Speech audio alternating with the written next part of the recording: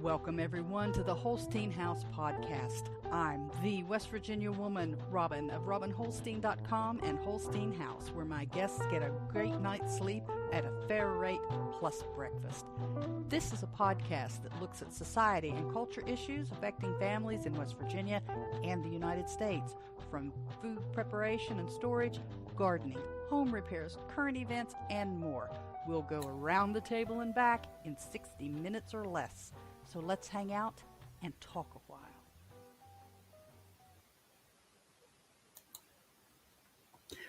Good Friday morning, all y'all.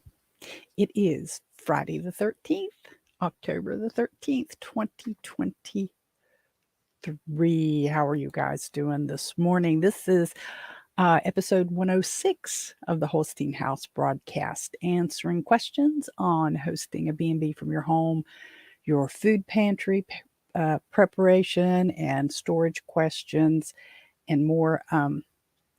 Today it's kind of a light day. We're going to talk a little bit about managing expectations, some current events, and a little bit of fun. I hope. I hope. Be sure to say hello when you get here, even if you're on the replay. Type in replay. Good morning, Hunter. I'm glad to see you. How you doing this Friday the 13th? Walking under any ladders yet today? Be sure and say hello, you guys, when you get here. Even when you do the replay, be sure and say hello. Because I want to see that you're out there. I want to see your names so I can say hello back to you. Either today or next week or whenever it is. So, Friday the 13th, a day of superstition. Watch out for the black cats and the ladders and all that happy stuff. I don't pay any attention to superstitions. I kind of, every now and again we'll goof off. We'll say knock on wood or whatever, but I don't get too tore up about that stuff. Don't believe in it really. Can't say the only thing about walking under a ladder is you might knock it over and the person that's on it fall. But I don't get into that too much. Hunter says he's on vacation at the Crater of Diamonds in Arkansas. Hey, with the in-laws.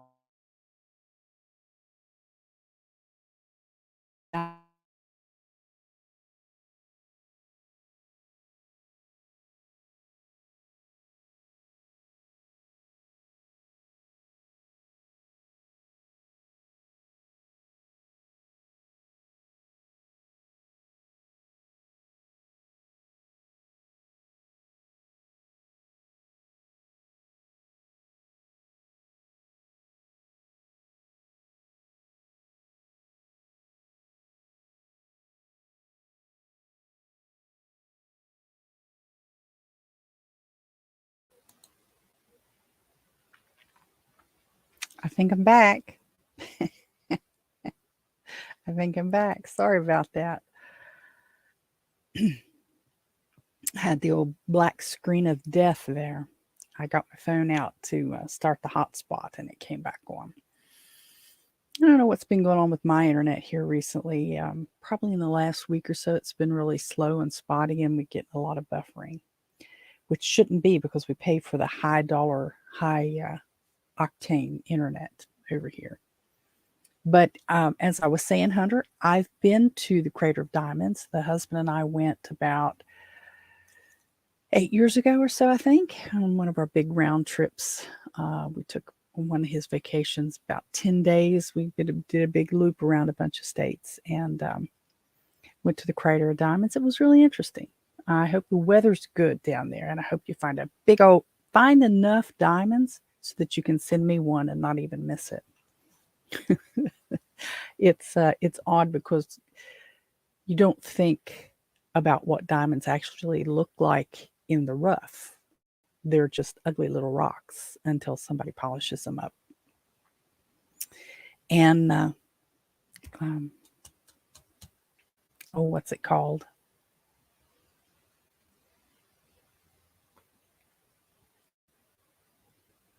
If you can, you will. It can be a little one. It doesn't have to be a big one. But you get get everybody else taken care of first. Yeah, until they're polished up and they're shaped up and stuff. You really don't think about what they actually look like. I've seen stories that people have found some really nice ones there. I don't know how. To me, it just I mean, it was fun. It was fun, but what I liked the best was we were coming back from that trip, and I forget the name of the place that we stopped. And it's kind of off the beaten track path, but what they do is I guess they buy this stuff from South America or something, but you pan, you have, it's like panning for gold, but you're panning for gemstones. Is it Gemstone Mountain? Is it that simple of a title? I want to say it's in North Carolina, but I can't swear to it. But you you pay for like a 5-gallon bucket or whatever size you want to get, and they have the creek running through, and like a sluice, and you get the pan, and you go in there, and they give you a little sheet that says this is what you're supposed to be looking for. I got some really nice emeralds that way. We had them cut. Let's see, how was it? Was it one stone? No, it was more than one stone. I think there were 2 of them, and I didn't know what we were looking for. And the guy was showing us. He says, "Oh, these are emeralds." I said, "Really?" Because you just don't, until they're polished and stuff, you really don't see it unless you know what you're looking for. And we got a bunch of garnets. Garnets were odd because they were like little rust balls until they're polished up. But the emeralds were just little slivers of things. And I had a very nice set of earrings and a matching necklace put together. They are high dollar stones, and I was really excited to get those. But I mean, they're not native to that part of the United States, so they bring them in.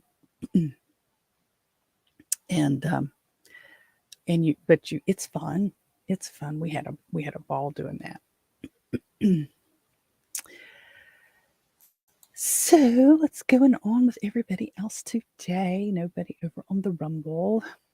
Streaming over to the Rumble as well. So we'll start with around the house. Around the house, talking about the bed and breakfast and the quick camp, which I don't really have anything going with the quick camp. Probably won't again until spring because the weather's not that great for it. I don't have upcoming reservations this week for the guest room.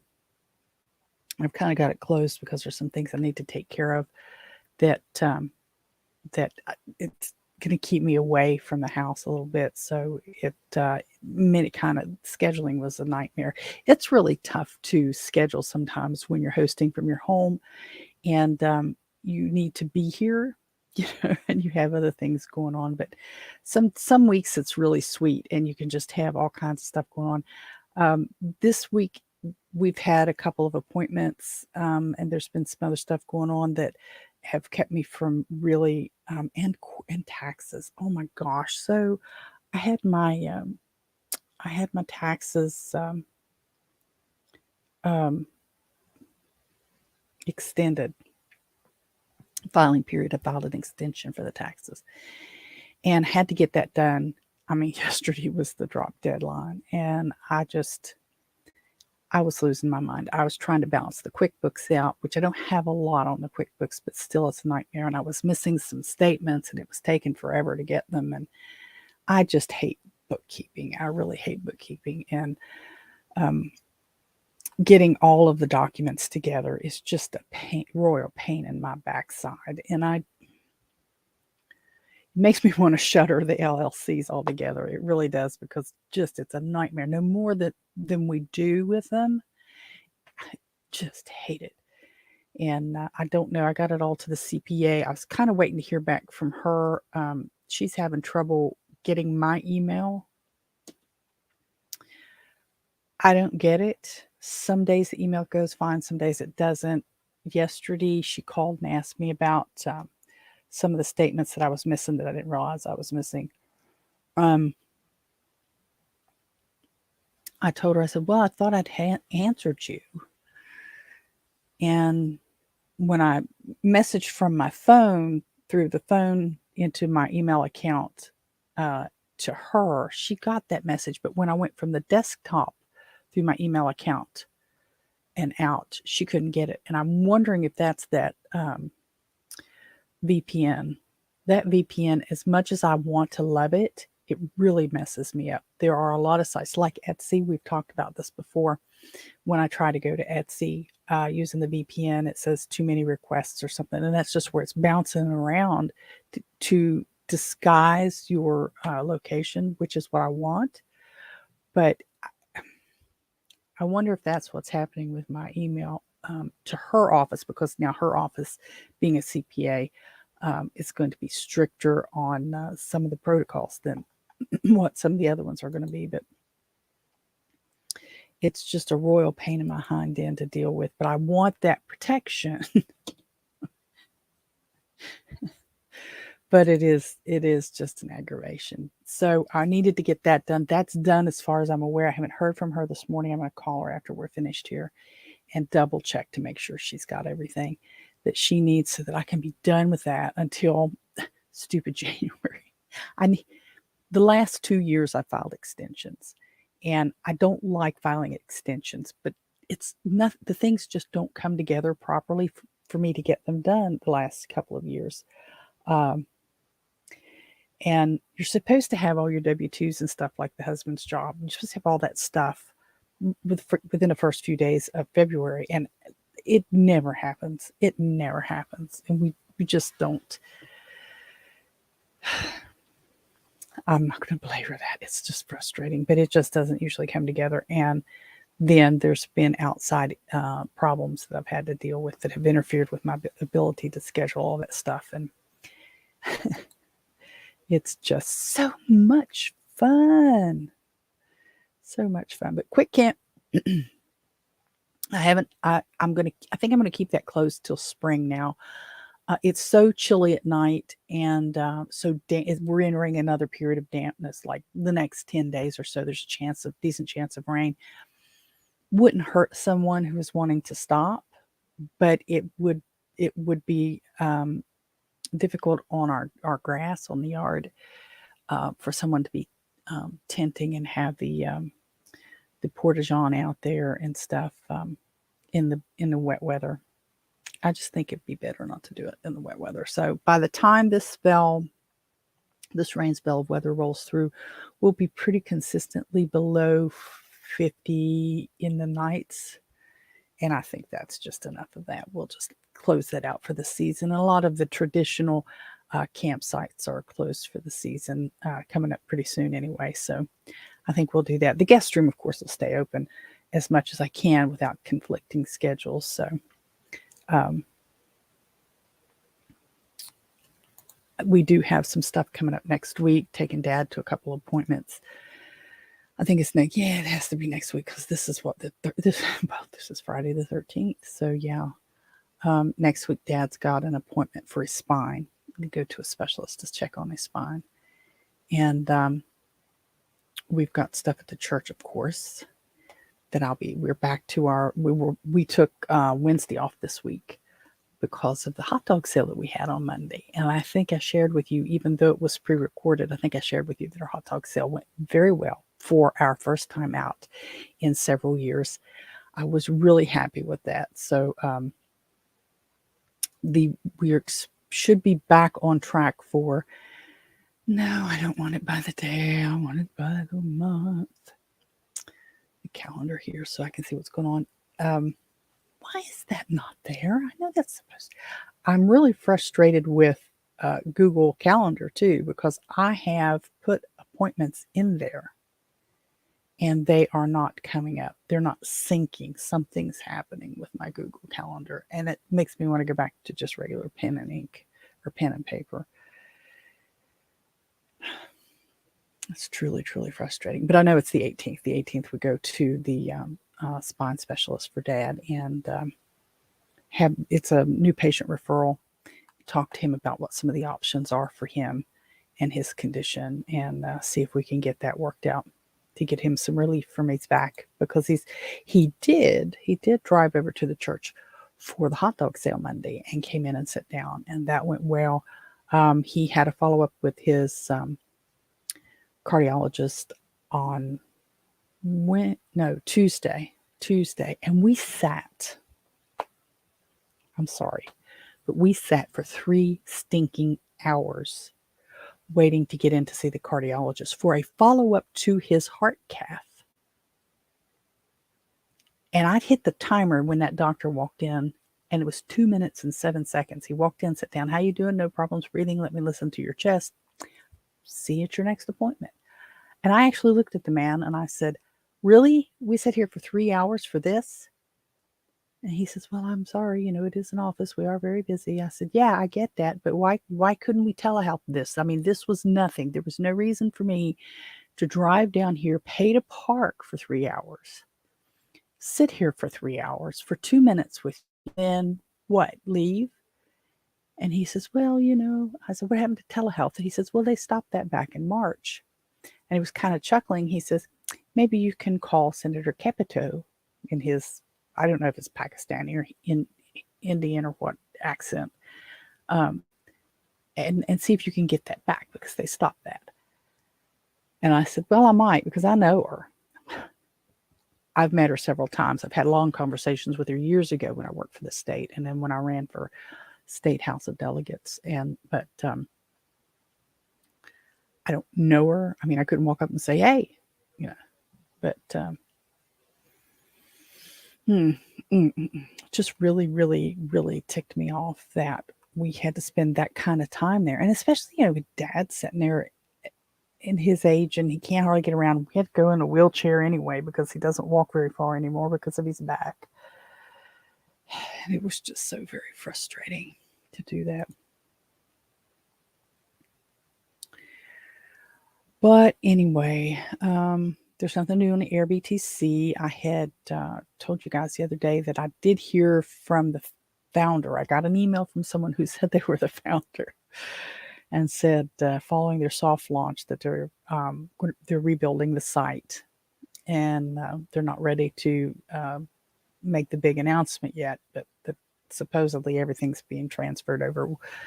We'll see how that goes. With it being this time of year, actually in West Virginia, this time of the year, in the next 10 days or so when it's going to be rainy, this is our peak leaf color and foliage season.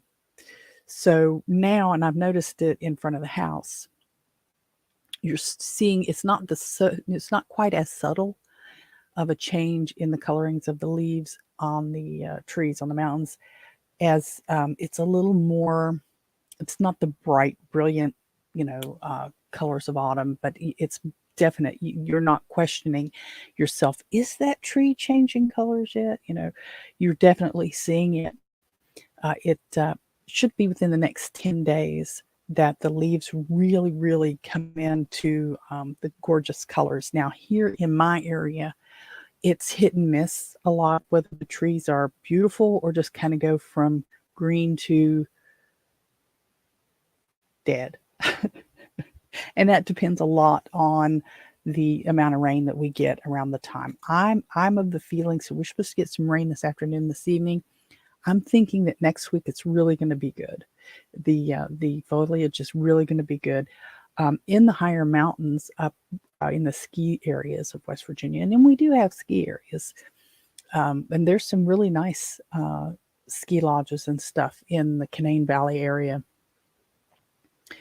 You get some gorgeous, gorgeous colors. And there's an old-time steam locomotive in the city of Cass, a little small community of Cass. It's a historical village now. And they run excursions up there. It goes up the mountain, and then there's a switchback to go up the rest of the mountain. It's really neat. And you have the old-fashioned coal-fired steam locomotive, and you hear the loud whistle like you hear in the old TV movies. And it's a gorgeous, it's a haunting sound to hear that when you're on that train. But it's kind of chilly because it's not enclosed, so you got to have a jacket on. But I haven't been up to Cass in years, but I would love to go up again and take that trip. It's like a 4-hour drive from here. It's just crazy. It's still in West Virginia, but it takes about 4 hours, no bigger in the state than we are. But it's slow driving and it's up the mountainside and it's a gorgeous area. My great grandfather, one or two great grandfathers, worked at Cass. And I can't recall if Dad said he was a lumberjack or if he was like a repairman. I think he was felling trees and stuff. Unfortunately, it was in a time in our state when they were just basically clear cutting the mountains. So they were taking all that old growth. I mean, there's photos at the State Culture Center of these, the trunks of these trees. I mean, they're as big as a Euclid tire. Just the huge trees they were taking down. And he was one of the ones up there. There's some kind of family scandal about it that whenever my parents started dating, how'd it go? Was it Mom's grandfather? No, it was Mom's grandmother, I think, that had worked up there in one of the boarding houses, and one of Dad's grandfathers or something like that had been up there and was well known for his ability to dance. And so when Mom and Dad started dating, there was some kind of a big-eyed moment in her family about, you mean you're related to, and I think they called him Red, and then they used some language that's not very flattering. And that so-and-so, red-headed so-and-so, yeah, he's related to him. So I tease Dad every now and again that maybe he and Mom are related in more ways than just marriage. There's a lot of that in the family tree, a lot of those little stories. And I don't really care. I had a cousin one time try to use something like that to just make me, really upset. And I'm like, it doesn't change who I am. There was supposedly some incest in the family. And the cousin said, that doesn't bother you? And I said, why would it bother me? It didn't change who I am.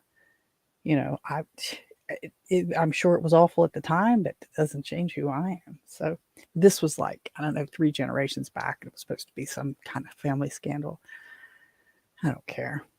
I even had one person tell me one time I was doing a little, not the official, go get a hold of the birth and death records and the marriage records and kind of stuff, but online genealogy sleuthing kind of stuff. And I had somebody say, you may not want to pull at those threads. You may not want to know those stories.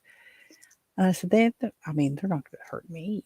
I mean, even if I come out and found like that I had a serial killer in the family, it doesn't change me. I'm not a serial killer. So I eat cereal for breakfast sometimes, but I'm not a serial killer. So anyway, I don't know how I got over there. Oh, talking about the trees. Yeah, so we have some really gorgeous, gorgeous mountains. And we're not alone, but there's a lot of the Appalachians. And I'm sure, other places in the country that are gorgeous this time of year. But I really love being home. I don't like the cold. We've had that conversation before. I don't like the cold, but I do like the colors, and I kind of like it cool. I mean, and if you're going to have a fire pit fire, and I like it cool for that. Not just cool enough to keep the bugs under, but that's about it. Oh, let's see. Oh, the dogs. I got to take the dogs to the vets. I really need to get that done today. Today is also Dad's INR test day, so I got to go over there after we're finished here. And I actually have 1 or 2 episodes that I haven't uploaded to fountain.fm, and I'm really upset with myself over that. But I ended up getting distracted and having to take right off after I did the broadcast. And sometimes I wish I had help with that. It would be great. Something else I'm doing just kind of in the generic miscellaneous category. I have course, I've been using Nostr for a long time.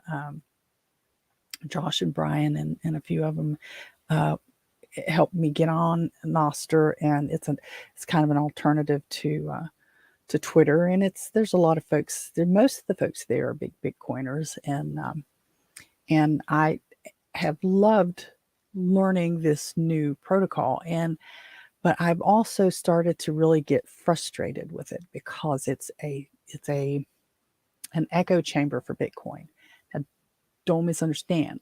I'm very interested in Bitcoin. I'm interested in doing more with Bitcoin. But it's my whole Nostr feed is just rah Bitcoin, rah Bitcoin, orange pill, rah Bitcoin.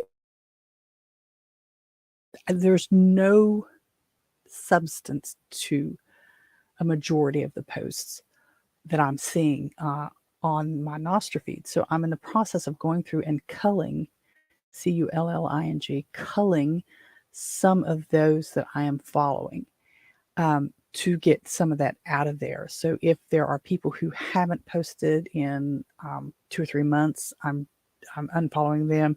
If there's people who like 2 weeks worth of posts are rah Bitcoin, I'm unfollowing those.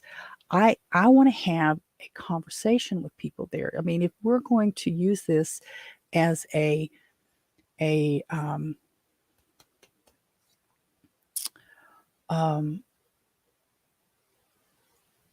more free version of Twitter or X, then I've got to be able to see people and have conversations. And right now I can't see them because it's all wrong. And some of those early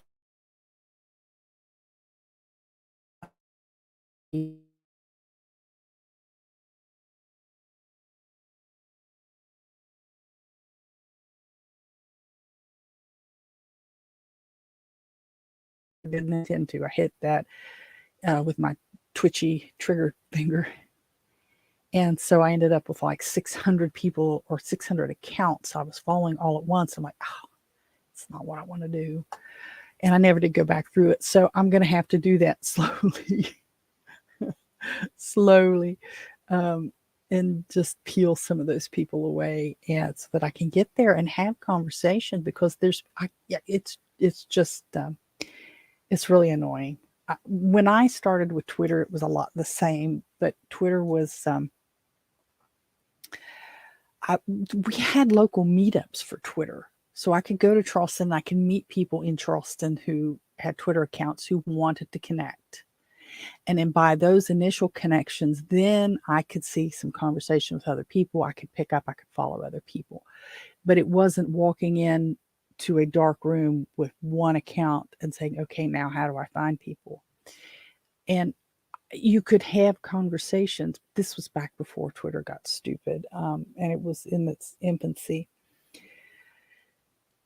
Nostr is a lot the same. However, with Nostr, the clients that I'm using are very frustrating as well. And I have a hard time. I have Iris on most of my desktops, and the refresh on Iris is just, and I started using Snort, and it initially was really good, but now when I try to use it, it's very frustrating on my desktops.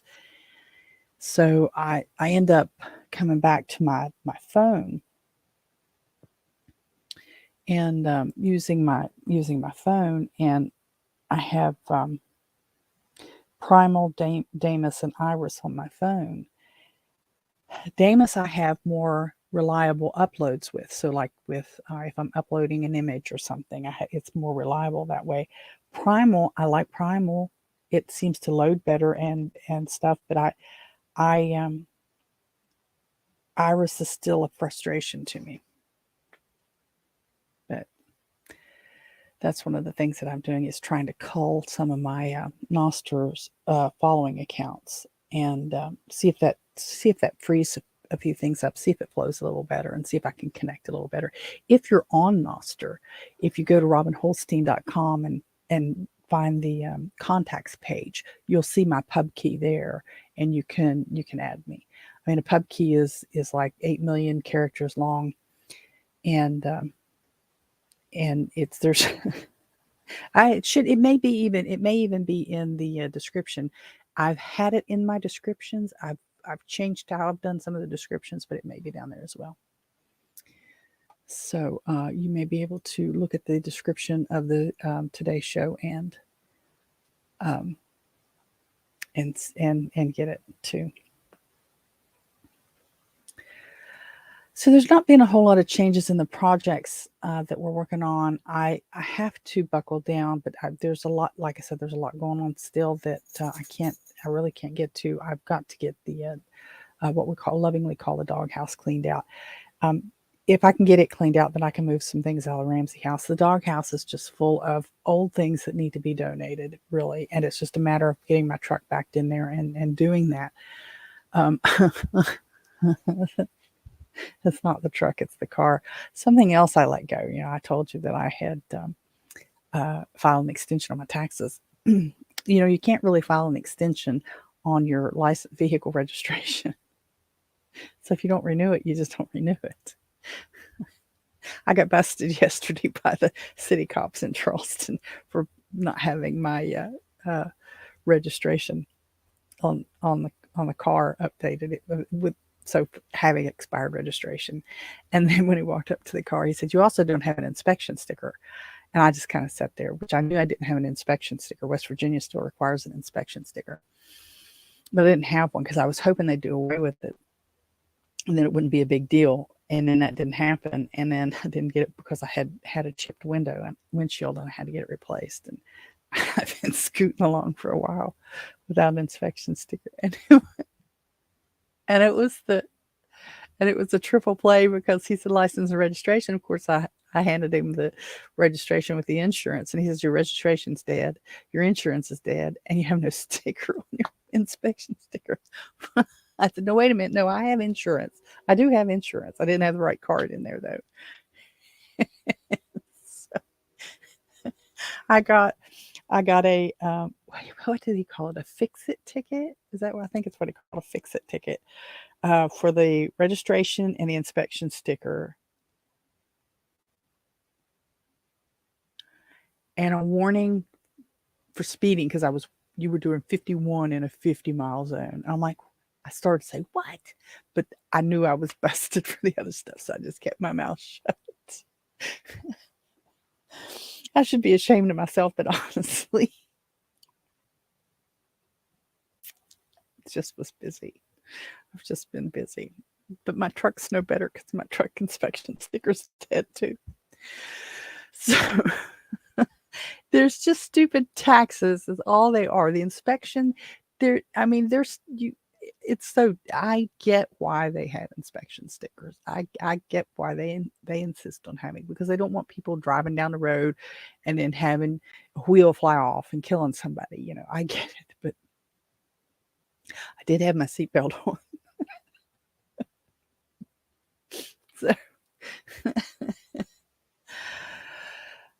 So anyway, if you're watching, please say hello. Say hello in the comments. I really appreciate it. I'd like to be able to say hello back to you. And then, if you have a comment, a polite comment. I mean, it can be a constructive criticism, but just don't be foul.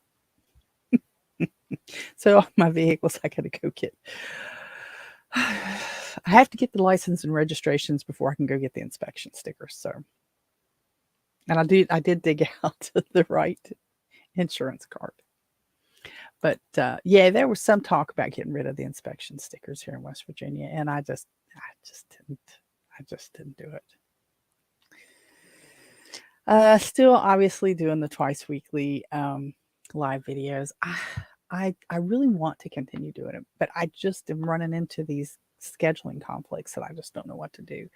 And it does take a lot more time to put these together. And then even like a day like today, when there's not that whole lot going on, you got to put it together. You got to stream it. You got to upload it to like Fountain and stuff, which is a lot easier when you use StreamYard because you can download the audio. You don't have to rip the audio. But I don't know. It's just really tough to decide. there's some other things that I need to be doing. We'll see. I haven't done a good video in a long time. Well, I did some videos on the trailer that I did the hayride thingy, or the farm stand looking thing for the selfie shot. And I do have it sitting in the front yard now, so that it's a decoration now in the front yard. But I did piece videos together for that. I didn't do very well with them, but I did piece videos together for that.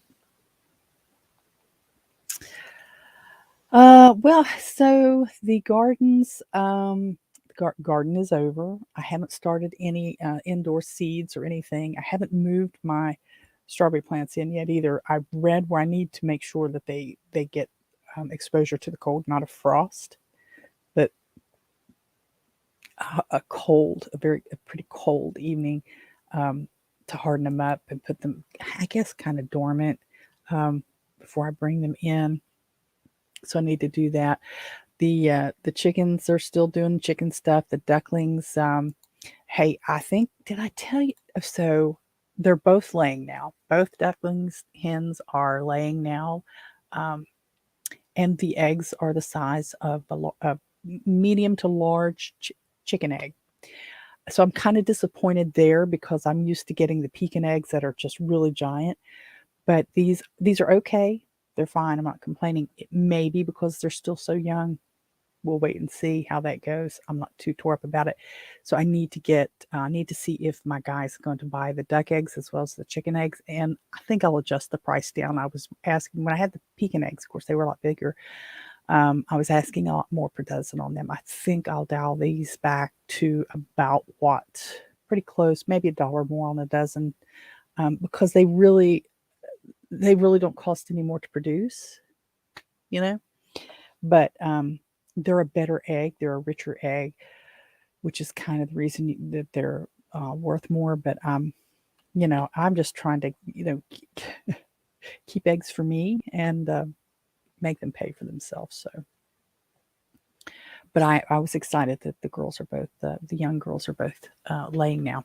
I don't know what kind of duck they are. They're definitely a mix. If they were chickens, you'd call them a barnyard mix. I don't know if you do that for ducks or not.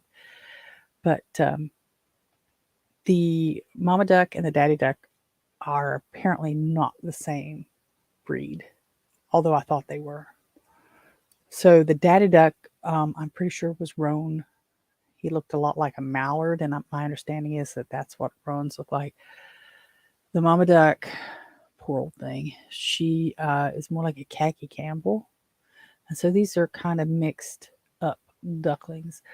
The older ducks have not laid in months. They have not laid since mama duck's second clutch of eggs that we tried to move and it didn't work. And that was May, I think it was, in May. So she hasn't laid eggs since May.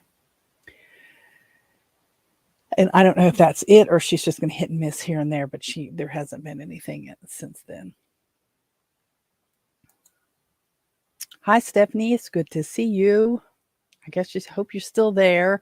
I know that we've had a couple come on and go off real quick. We've had a couple over on Rumble come and go too.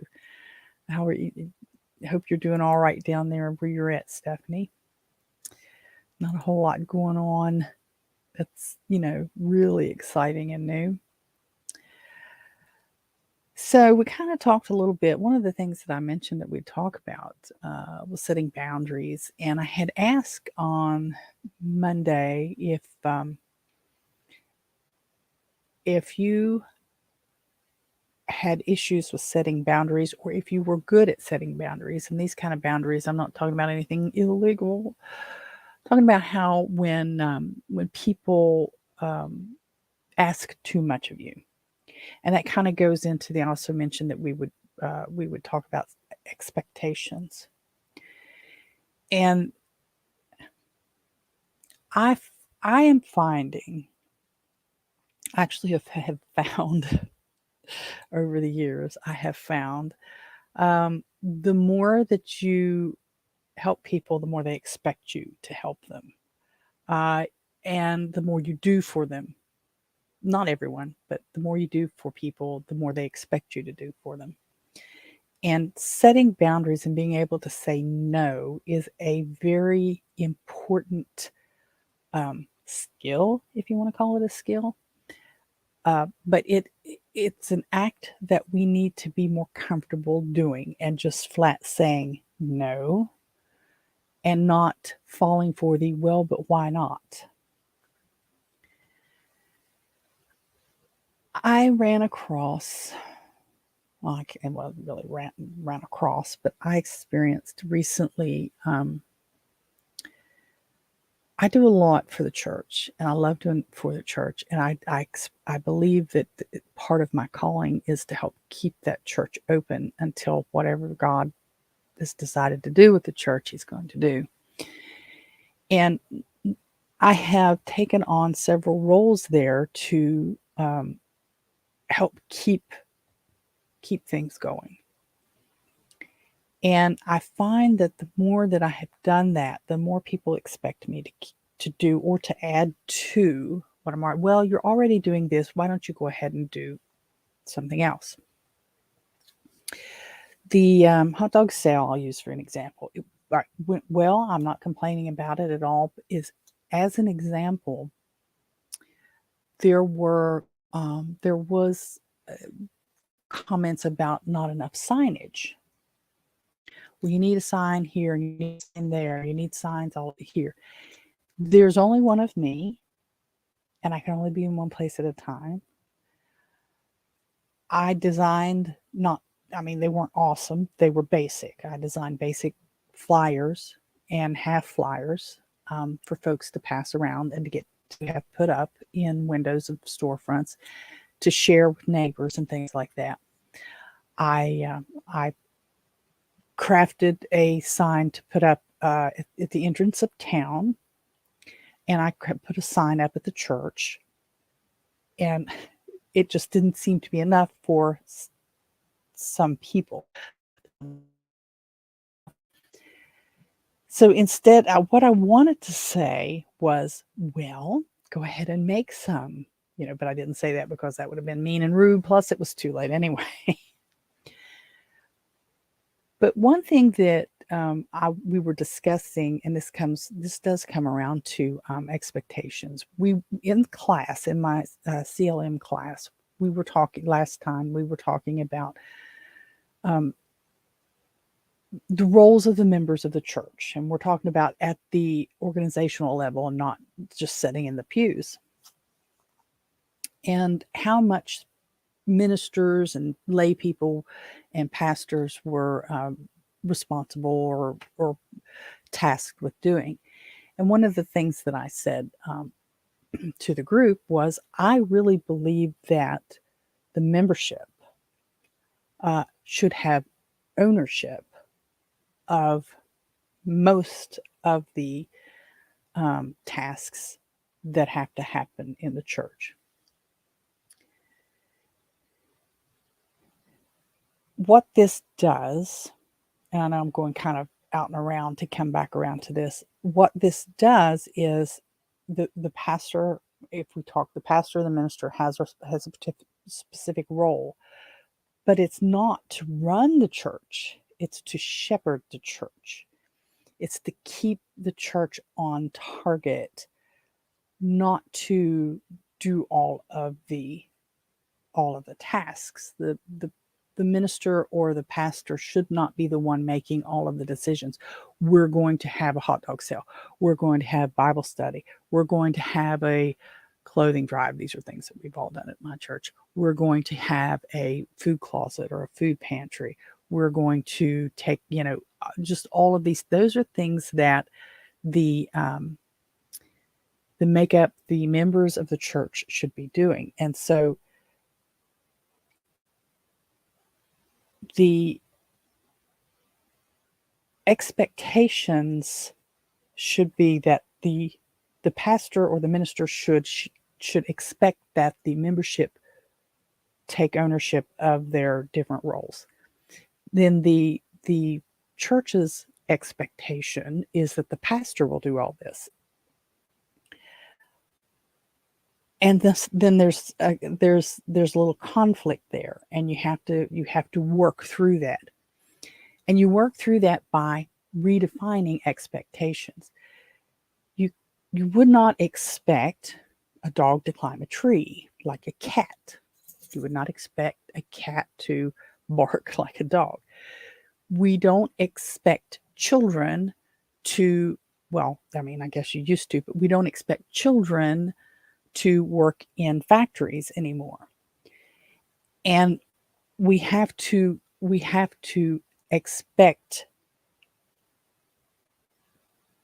our leaders to do certain things, and then we have to expect that we are to do certain things.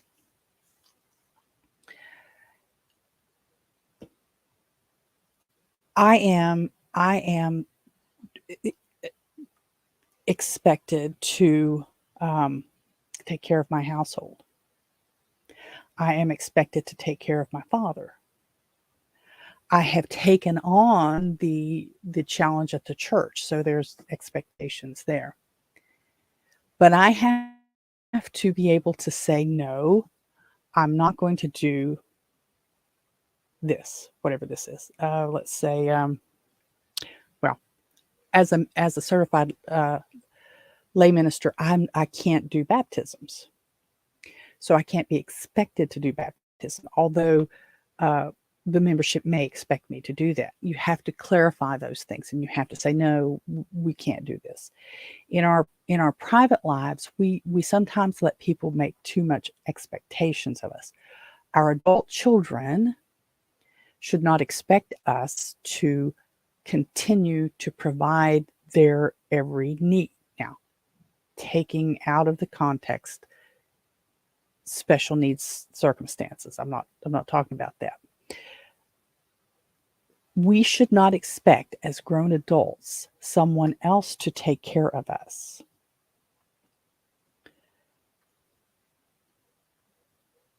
And as grown adults, we should expect that we take care of ourselves.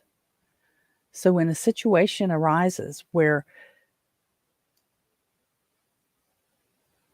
a senior citizen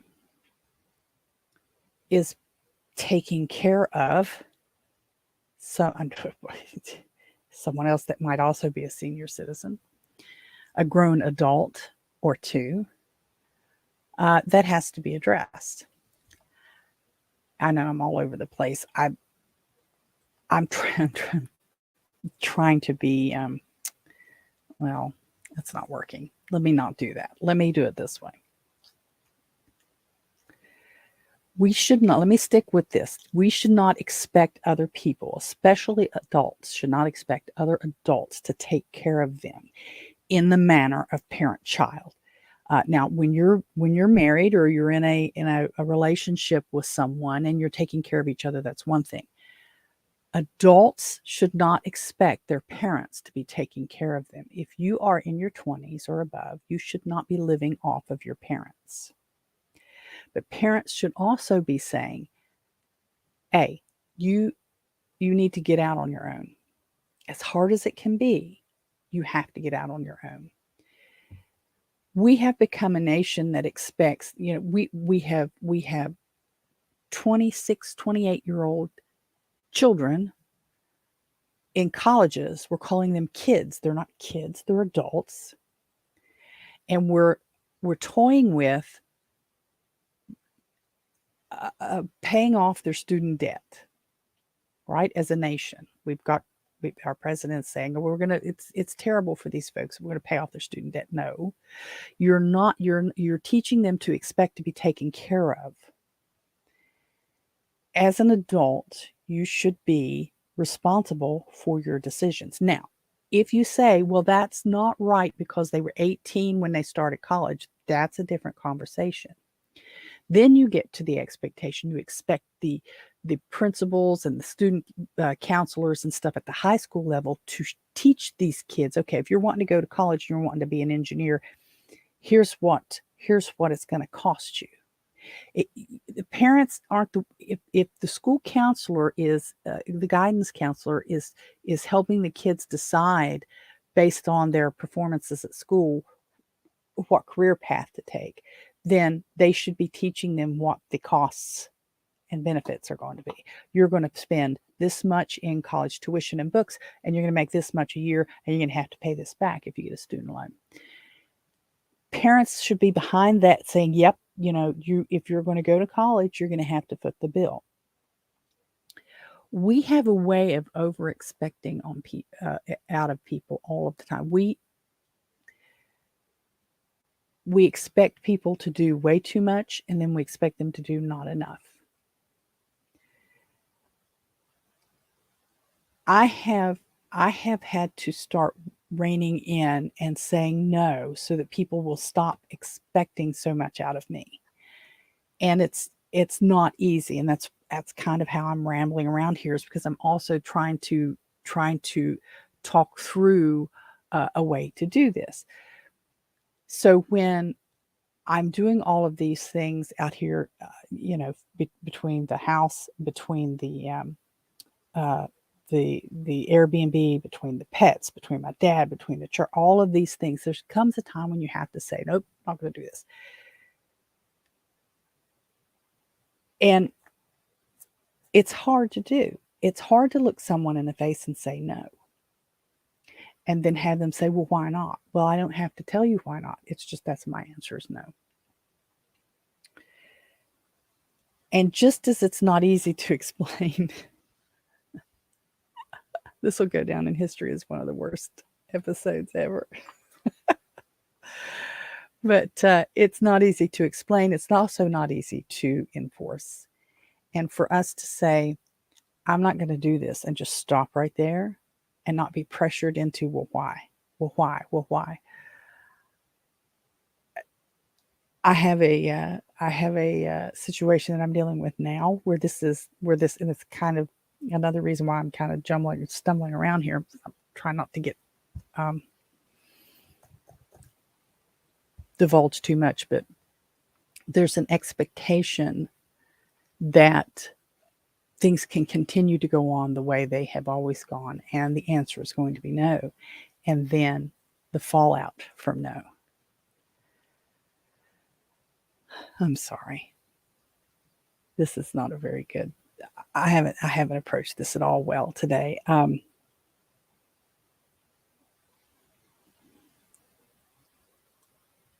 We should learn to say no, and to lower the demands on our time. Oh no, Stevie, I know I'm all over the place. I keep coming back to the church as the example because it's just the most current. Our clothing giveaway that went along with the hot dog sale on Monday. I expected the clothing to be dropped off around noon last Friday, a week ago. They expected to be able to drop them off anytime. And so I was expected to come back to the church. I was actually downtown. It was, oh, well, we're here. Come let us in. Well, no, I can't. We agreed on noon. Oh, well, that falls under communications in a way as well. But the expectation was that I was there free at any time. And I had to say, no, I'm not. I'll have to make other arrangements. You'll have to wait. And so I had to get a hold of one of the other ladies to come to the church and let them in. Now, then the clothing didn't sell, and they said, it was a giveaway. Not everything was given away. And the expectation was we were going to keep all these clothes. And I said, no, we're not ready to keep all these clothes. We don't have the facility to keep all these clothes. Well, we thought you were going to start a clothing closet. I said, we want to do that, but we're not ready for that. So saying no hurt me because I want to be able to have our church offer a clothing closet.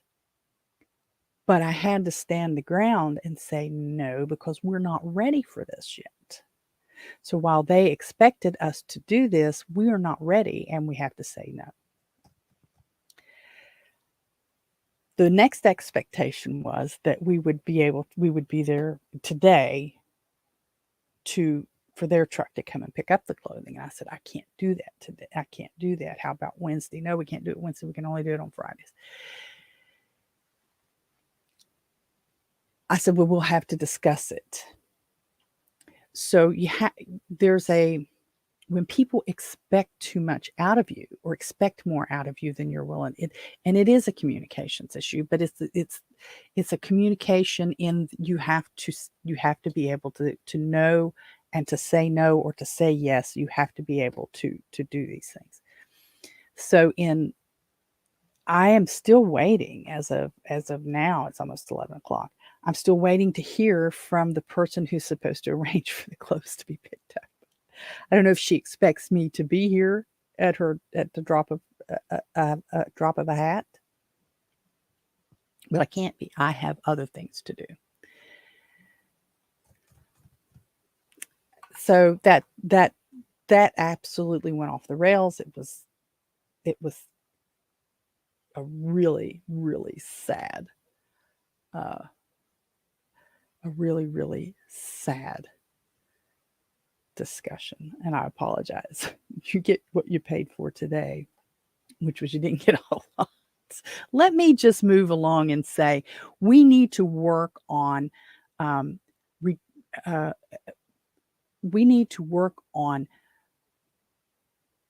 other people understanding what realistic expectations of us are to be. We should not be accepting everything and agreeing to do everything, because then we're going to be expected to do everything from then on out. It's just, I guess, gotta stop. If I could chop this recording up, I would, and just cut that whole segment out, because that did not go well at all.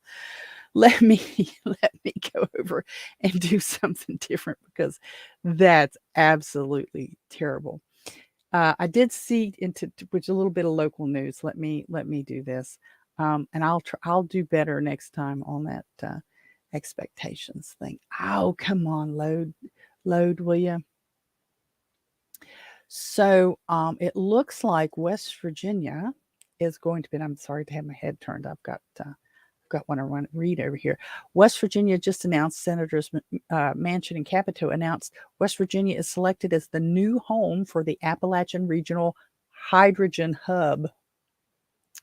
Oh, yay, hydrogen. The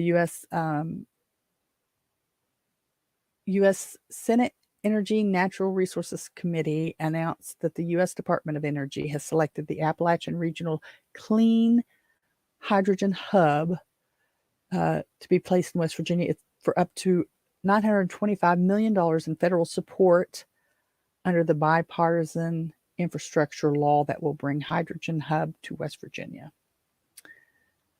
Senator Manchin's bipartisan infrastructure law included $8 billion with a B regional clean hydrogen hubs to jumpstart production, transport, and use of clean hydrogen across the U.S. as a hydrogen hub selectee.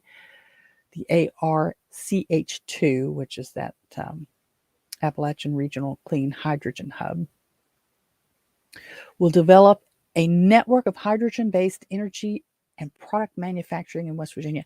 I don't know a lot about hydrogen and the product. I don't, but I thought this was falling off. I thought this was passé.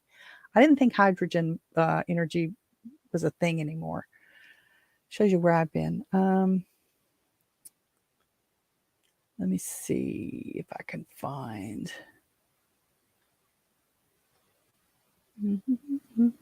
It just says that West Virginia was selected. I don't see anything about exactly where yet.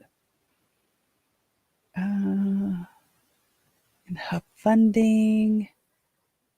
The Appalachian Regional Clean Hydrogen Hub will play a major role in accelerating the adoption of hydrogen technologies in West Virginia and across the United States. Based in West Virginia, it also includes Ohio, Pennsylvania, and Kentucky. Sounds like along the Ohio River. It takes advantage of the region's abundant natural gas resources to produce economic blue hydrogen at scale. Economic blue hydrogen. I don't know what blue hydrogen is. In parallel, it will also deploy green hydrogen to accelerate hydrogen end-use market growth.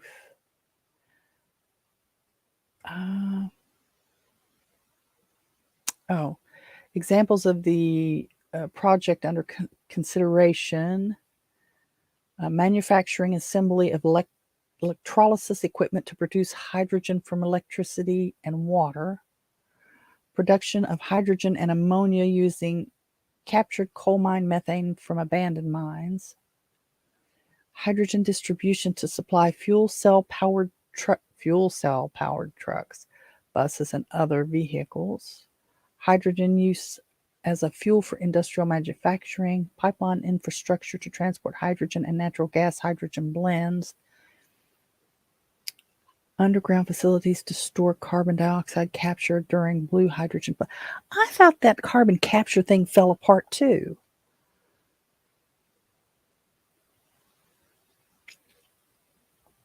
Hydrogen producers, supplier, and equipment manufacturers, including Plug Power, Fidelis New Energy, Air Liquide, Liquide, Clearway Energy Group, First Mode, Indepenence Hydrogen, and Key State Energy. Industrial and manufacturing companies that will use hydrogen includes Atom Fork Industry, Dominion Energy, Chemours, which is the old DuPont, Hoglick Aggregates, and Watt Fuel Cells.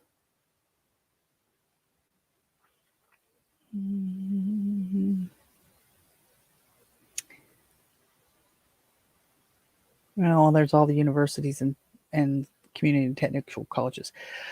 Leading technology firms and universities include Marshall, WVU, Blue Ridge Community Technical, Bridge Valley Community Technical, Mount West Community College, Pierpont Community Technical, West Virginia Community Technical, West Virginia State University, National Energy Technology Lab, Allegheny Science and Technology, Battelle, GTI Energy, and TRC companies. That's funny. Funny as in peculiar, because I thought hydrogen, like I said, was in the crapper. I guess not. It's worth several hundred billions of dollars. Longtime Democrat, former lawmaker and House Minority Leader Doug Scaff. Now, Doug Scaff has been in politics for a coon's age. He's a little younger than me, I think. He's been in the West Virginia House of Delegates forever. He got in trouble for DUI, lost his seat for a couple years, and then came back. But he resigned his position in the House of Delegates, just oddly, and then just apparently recently has switched from Democrat to Republican. Now, says Doug Scaff, a former Democrat lawmaker and House Minority Leader, as of the summer, announced Thursday he switched his voter registration to Republican Party and was launching a campaign for Secretary of State. Yeah. These Democrats have a way. Our current governor was a Democrat, and then he switched right after Trump got elected. Made his announcement on Metro News Top Line with Hoppy Kercheval, press release, an honor to serve, Secretary of State. It's just because he can't get out of. This is a total move.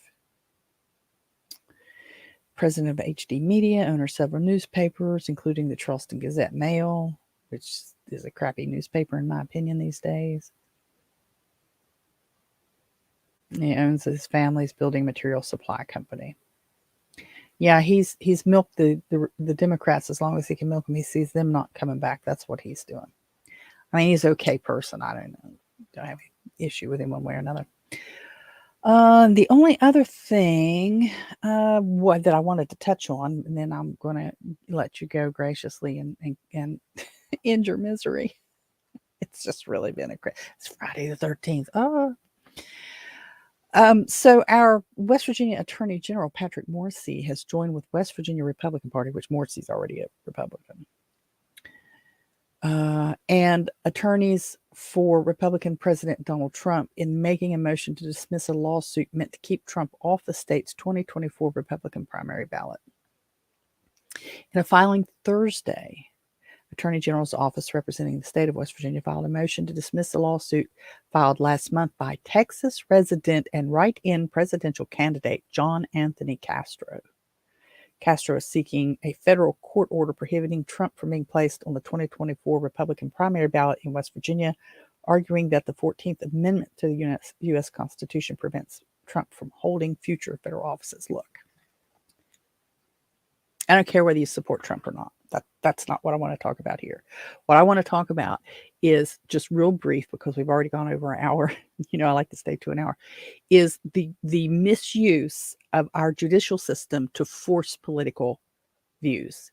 And I mean, Trump, he has every right to run. And if people want to vote for him, let them vote for him. We've had people write in from was it 2 or 3 terms ago, presidential terms ago, there was some guy that was in jail that was trying to get on ballots. And I think he did get on ballots. Let the people decide their own leadership. Okay. If the majority of people end up electing Trump, accept the loss. Just accept it and move on. Will you please? Instead of trying to inflict the rest of us with your personal beliefs because you don't like the man, you don't want him on the ballot.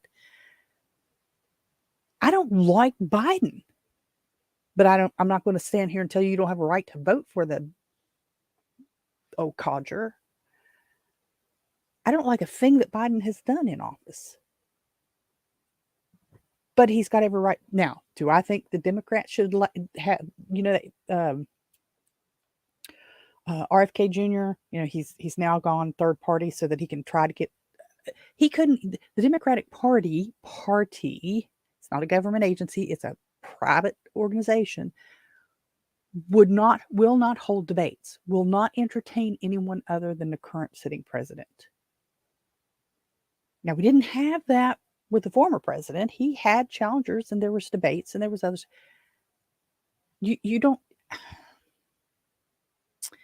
this type of nonsense needs to stop.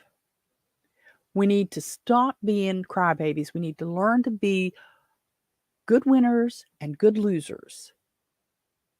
And whether you like the man or not, that's not the way. If you don't try to stop somebody from being on the ballot, you need to go and try to prove why you're better than them and should get their vote. It's just so dumb. Wears me out. Cancel that. I'm so tired of people using our legal system, tying up the legal system with junk when there are all kinds of legitimate legal issues that need to be resolved. But you can't get a case through because what? Because there's all this other junk in the way. Anyway, I'm going to stop there. It's been painful enough this morning.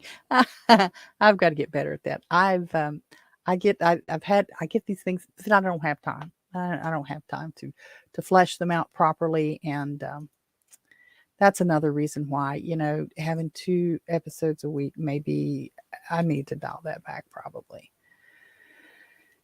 And I'll just go to 1 because it's just, it's silly. I'm just not being productive, and my nose is itching, and it's just rambling. And you don't want to listen to me ramble. You want to hear something of substance, and I need to provide that to you. I really do. So I'm going to stop there. I really appreciate it. Stephanie. Thank you for hanging out as long as you did. Hunter, thank you for stopping in while you're on vacation. And I think you guys have already dropped off, but that's okay because I don't blame you. But I'm going to cut it off there. And if you would The plan is to have a show on Tuesday. So if you would, I will do my best. I will do my best to have a much better show for you on Tuesday. I apologize. And you guys take care. Have a good weekend. All right. We'll see you on Tuesday. Bye-bye.